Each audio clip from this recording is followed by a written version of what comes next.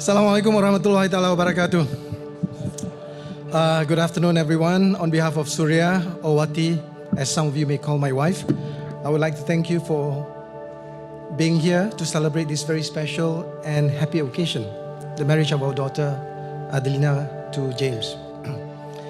It really is great to see so many friends, family members here today. Our special thanks to those of you who have made long and difficult journey. I know it means a great deal to James and Adlina that you're here today with them. We have friends and relatives coming all the way from the UK, from Canada, Indonesia, Thailand, from Australia, Hong Kong, and from our beloved neighbor, Malaysia. Also friends and relatives here in Singapore who have taken precious time off to be with us today. Now, every wedding is a special occasion, but to see your daughter getting married is something else. Adlina, seeing you and James walking down the aisle just now is a memory we shall cherish forever.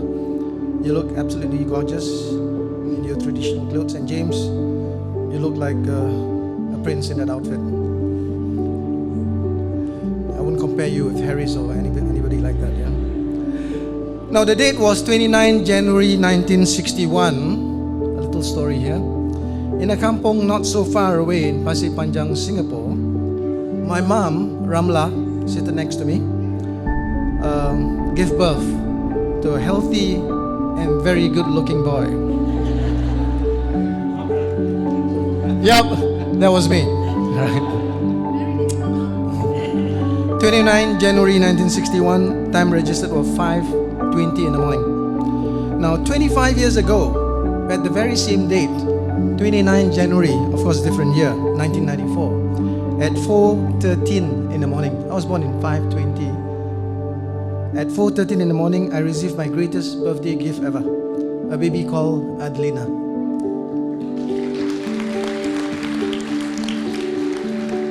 Now, being a perfectionist, the first thing I did was to blame my wife and her origin.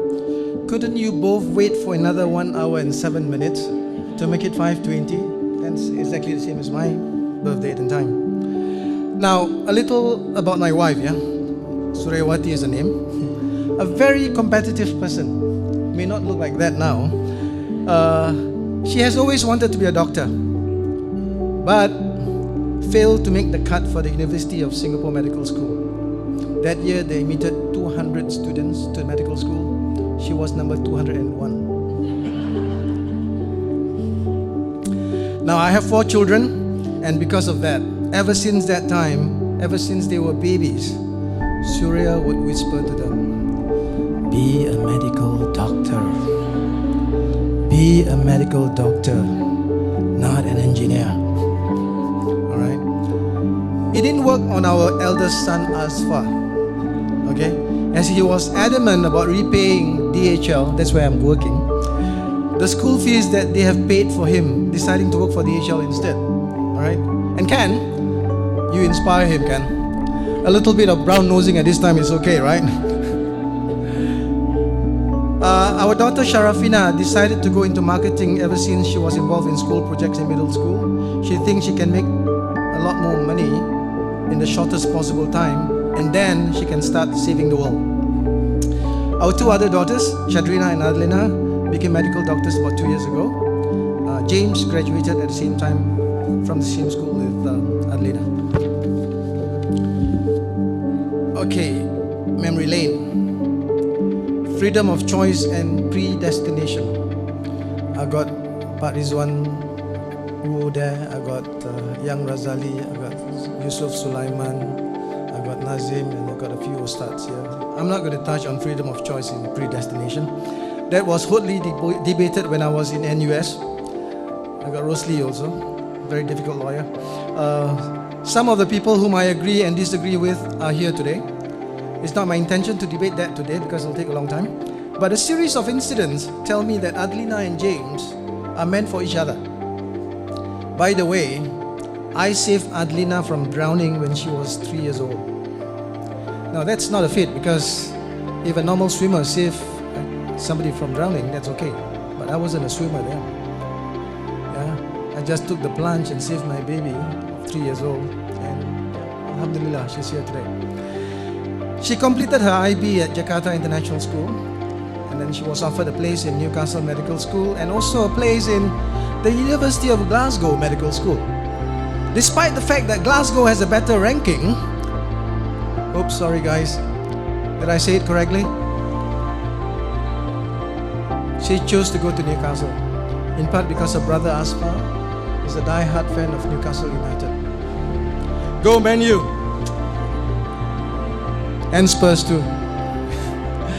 Most friends told me to get Adlina to sign a contract with me, ensuring her return to Singapore upon completing her studies. I was too busy. I was really too busy handling DHL business that I forgot to execute the contract. So the story goes, Adlina went to Newcastle to study medicine. She met James. They fell in love. The fact that there is no binding contract for her to return to Singapore, she has decided to stay in the UK and get married to James. All right. Now, frankly and sincerely, both of us have got no regrets. Yeah.